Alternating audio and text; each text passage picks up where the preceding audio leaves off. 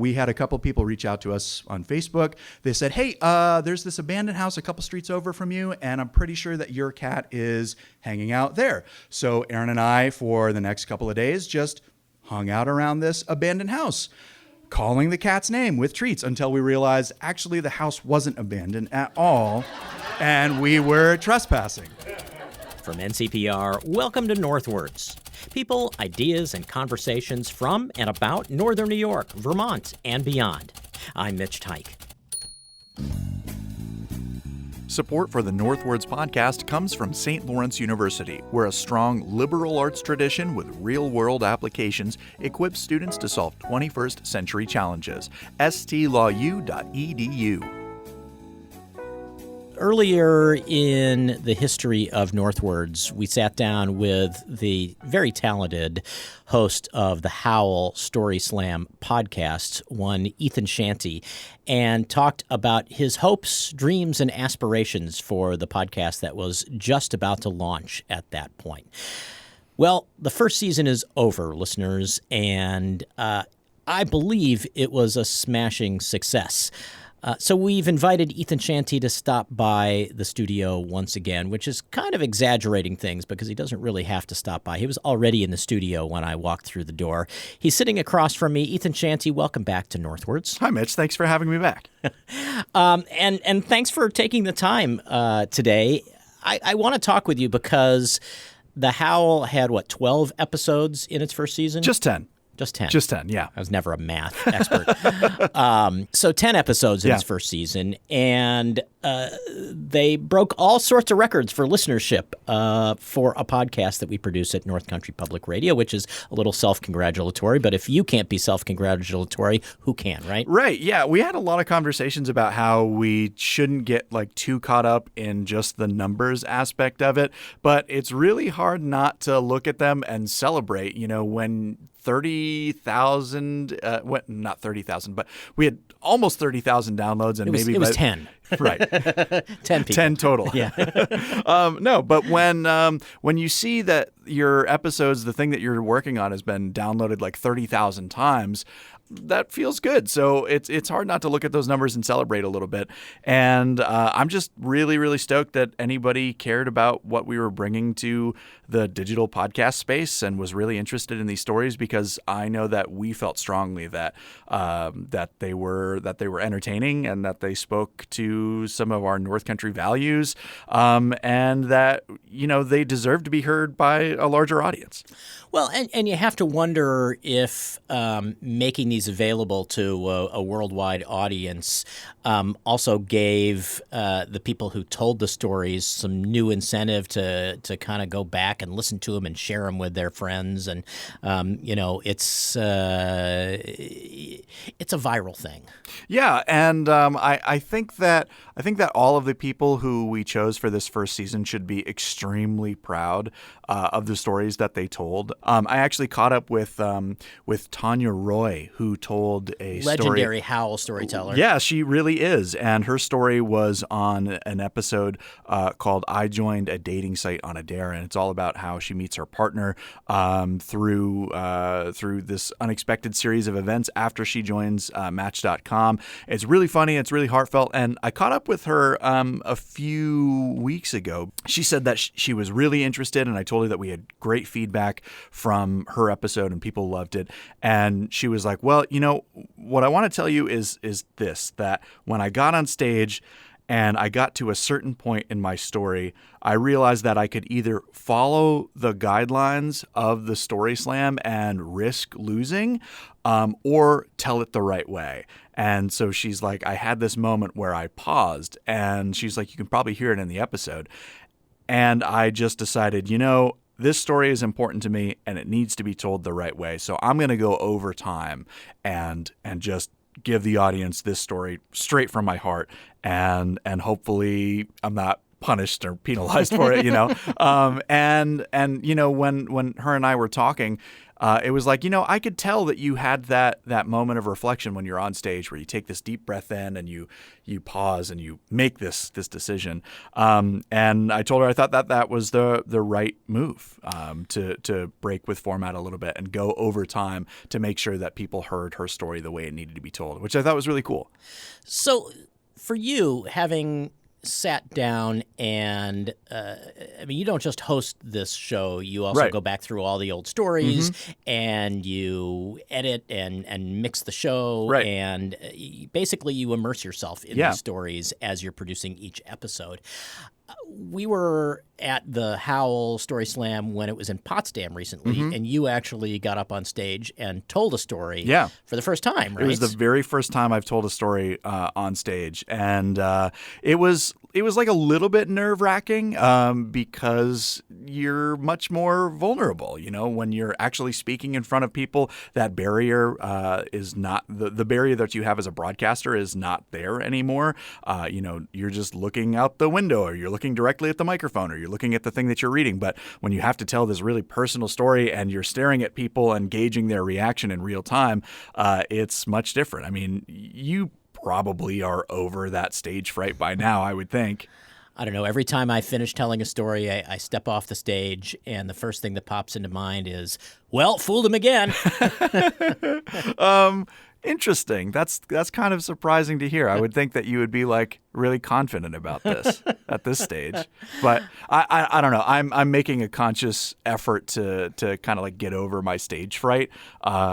Which is weird for people to hear because I've always been on the radio and I've always been I've been a musician since I was 14. So how is telling a story in front of a group of people sitting around, in this case the 1844 barn in Potsdam, different than actually being on stage and playing music? Yeah, I think it has to do with there being a barrier, and when I'm playing with my band, I'm behind the drum set, and there's other people in my band for the crowd to focus on.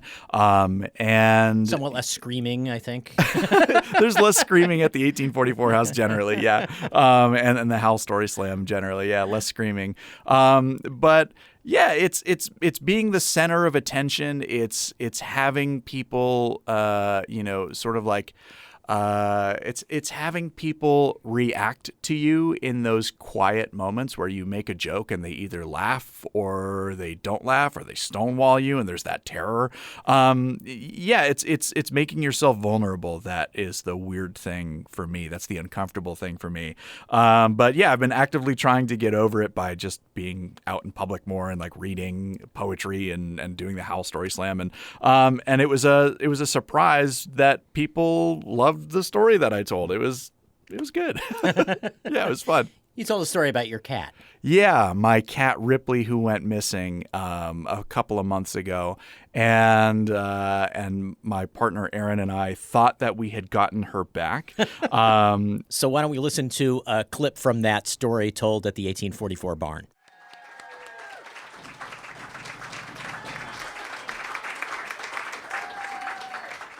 Believe this or not, but I have an intense fear of public speaking, despite the fact that I've spent my entire career on the radio, and I also host the podcast version of this show, which is pretty cool. So I'm not saying that to poison the well of my story, but I am trying to get some sympathy points. I'm very much a cat person. I always have been. I love cats. Nothing against dogs, but cats are a little bit better. And so when my partner, who is here, Erin, and I moved into our own place, and she finally said, I think we should get a cat. There's this stray cat that's hanging out at Cornell Cooperative Extension. I literally had tears in my eyes because I'd been waiting for us to have a cat together for so long. The tears she'll probably attribute to me being a Pisces. Really, I'm just a big baby. So we got this cat.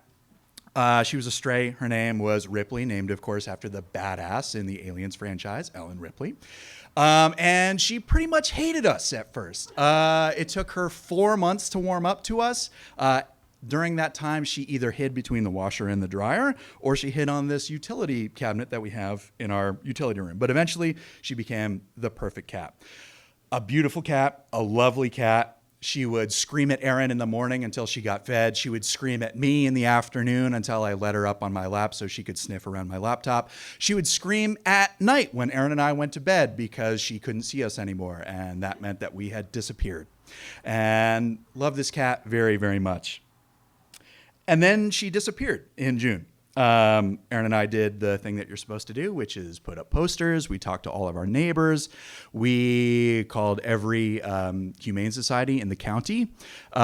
We didn't get very far with any of that. We had a couple people reach out to us on Facebook. They said, hey, there's this abandoned house a couple streets over from you, and I'm pretty sure that your cat is hanging out there. So Erin and I, for the next couple of days, just hung out around this abandoned house, calling the cat's name with treats until we realized actually the house wasn't abandoned at all and we were trespassing.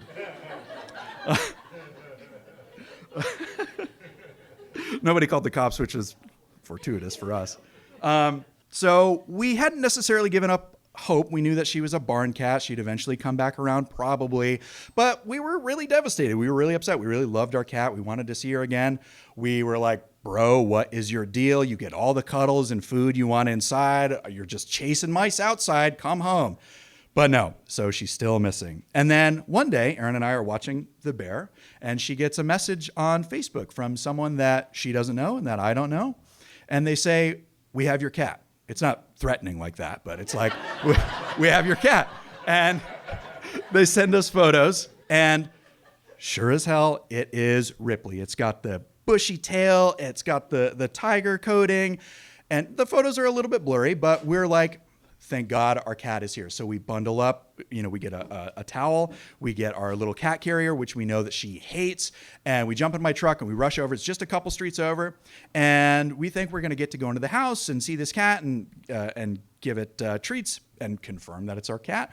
But when we get there, the folks are standing out on their front porch. They have the cat, our cat, Ripley, wrapped in a towel on their shoulder, and it is going nuts because it is hopped up on catnip and it's shrieking and it's trying to get away. So we pull up. I'm basically parked sideways on this street, and Erin gets out of the truck. They just throw the cat at Erin, basically. And then we get in the truck and we're like, okay, we just need to get back to the house before this cat pees all over the truck because it's shrieking, it's trying to get out. Again, hopped up on catnip. I don't know if any of you have ever been, but it's a wild thing. So we finally get back to our house. I rush out of the truck, open my front door. Erin goes in. I go back, lock everything up, come back in the house. Erin has put the cat down. It looks suspiciously sort of like our cat. But before we can get a good look at it, it bolts. It runs up the stairs. It's all over Erin's art supplies, which Ripley never does. It's shrieking. It's howling. It runs down the stairs. It's up on the windows, which Ripley never does. And then it's up on it's down on the carpet. It's rubbing its back all over the carpet, which Ripley never does. And so we finally get a good look at this cat, and its eyes are a little bit bigger than Ripley's, and its hair is a lot a bit shorter than Ripley's, and everything about it is a lot a bit different than Ripley's, but we are desperate for our cat. We want our cat back so much that we are Googling, do cats lose their hair in the summer with their long hair? Can their voices get deeper if they've been out for a while?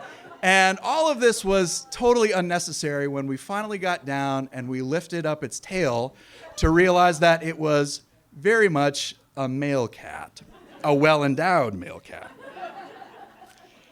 So we had already basically fallen in love with this cat all over again. Even though it wasn't ours, we named it Bartleby.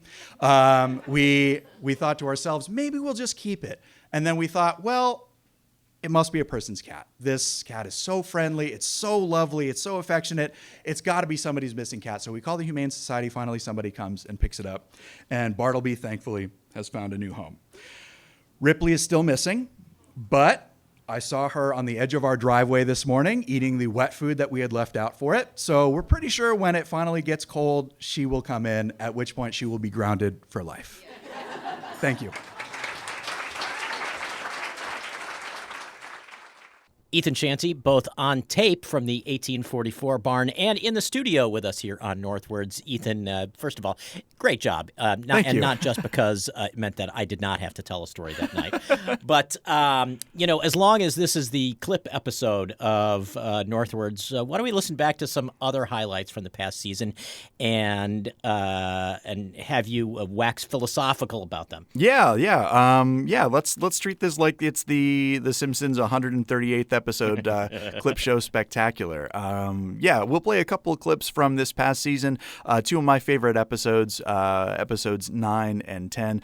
This first one is Jim Howard, who told a story about bringing his friend and colleague on a camping trip with some of his students, and his colleague was very, very unprepared for the experience. Wednesday was CC Day, canoes and crafts. And generally all the kids would go out in the canoe, and the craft would be making sand candles. So I say, Tom, this is the only job you have. There's 75 boxes of wax. And near the stove over there, your job, melt the wax. By the time we come back in, everything will be fine. We'll have the kids make depressions in the sand. We'll put a little string in there. They'll make candles. Their mom and dad will be so happy. The parents and I take the 8 canoes and we head out onto Lake Colby. Everything is going quite smoothly until one of the kids goes, Mr. Howard, look at Mr. T. We move our canoe around. We look over there, and there's Tom on the edge of Lake Colby jumping up and down, jumping jacks. One arm, 2 arms, obviously, but 2 arms, he's just jumping crazy. And Tom never does jumping jacks, so this was kind of an unusual thing to see. So, and then one of the kids says, he's yelling something. So I go, shh, quiet. We listen. The word fire comes rolling across Lake Colby into our canoe area. Oh my God, there goes my retirement. So that was Jim Howard live on stage at one of our Howell Grand Slams from a few years ago, and we turned it into our 10th episode, the season finale for season 1 of the Howell podcast. And I really love that story. I've listened to it a bunch of times, and I thought it was just like such a great and heartwarming way to end our season. You know what I like best? Maybe not best. The stories are probably what's best. But one of the things that I really enjoy about listening in this kind of format, not in the studio specifically, but listening to the podcast and kind of revisiting these, is the audience reaction. Yeah. Sort of listening for how long it takes them to start to realize what they're exactly. Yeah, that's one of my favorite aspects too, and I think next time we do a season we should actually have a microphone just pointed at the crowd. But yeah, no, it's such a cool part of the experience and really makes it feel like you're at the live show. Yeah, and I know that there's lots of these events that I haven't been able to go to because of work and life, and certainly our listeners have not been able to attend a lot of these too, so it's an opportunity for them to feel like they're a part of that experience, which is cool.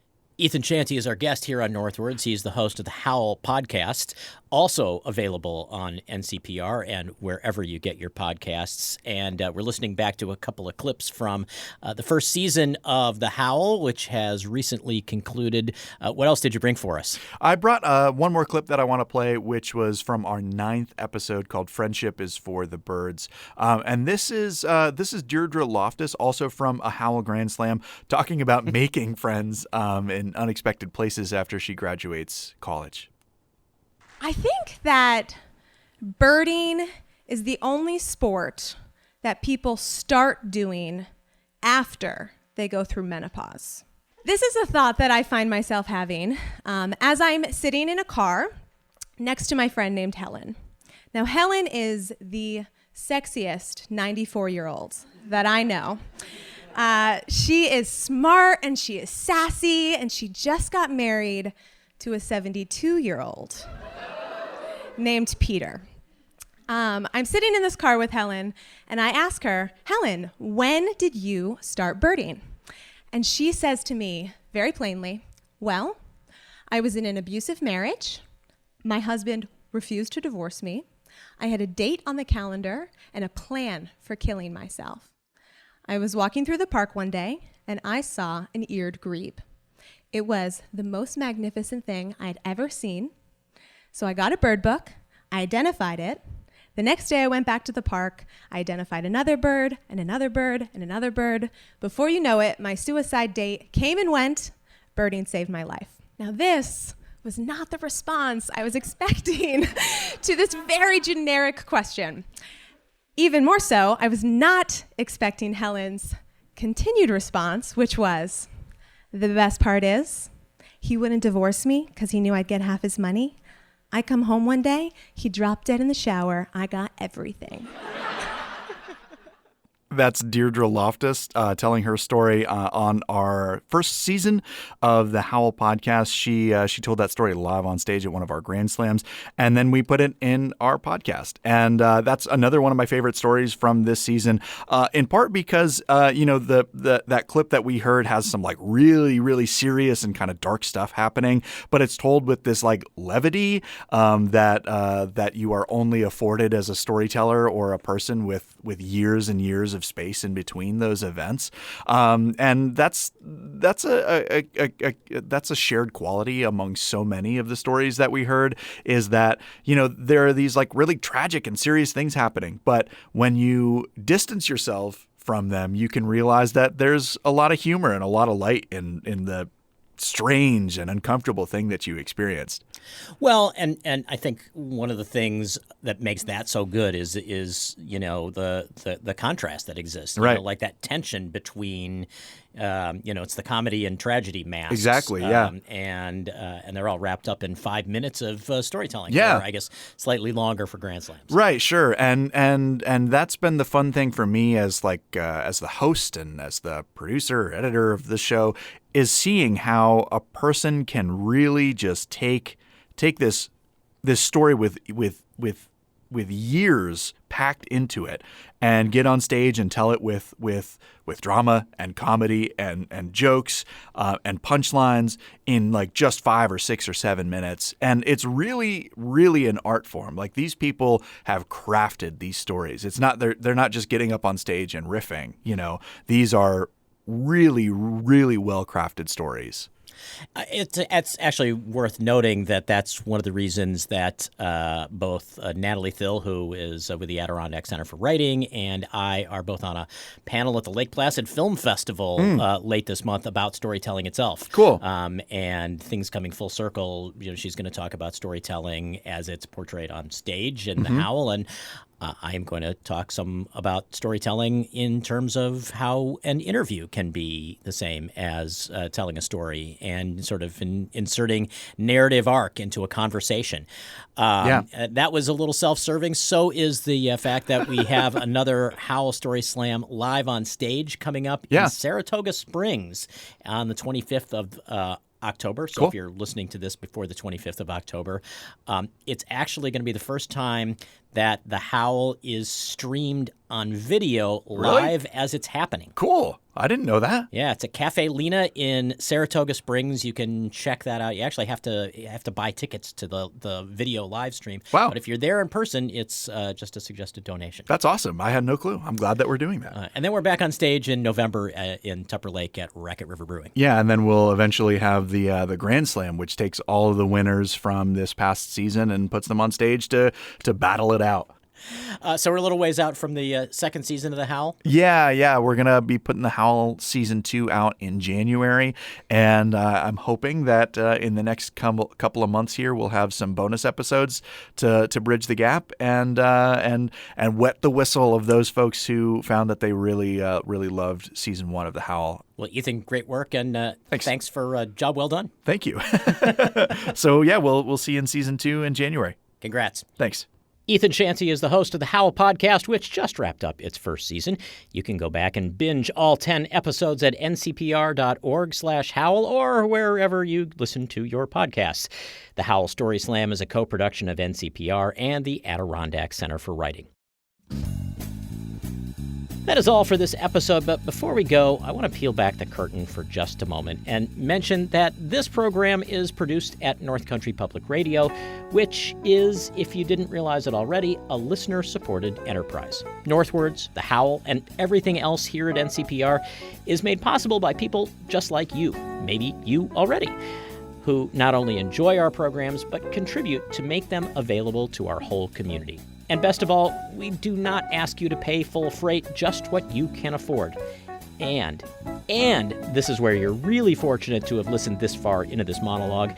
When you contribute $10 a month or more, you can be one of the first people on your block, if you live on a block, to sport the brand new Northwards ball cap. It is one of those cool trucker hats with a mesh back in sky blue and charcoal, and it has our extremely cool logo on it.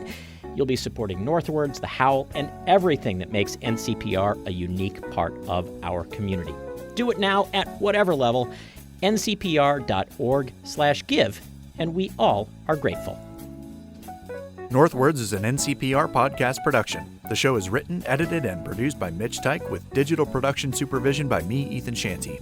Caitlin Kelly handles our social media, Bill Hanel is our digital director, and Doyle Dean is our production manager. Music is by the Wickmore Jazz Trio of Plattsburgh. To support this show and find more podcasts, visit ncpr.org. This is NCPR, North Country Public Radio.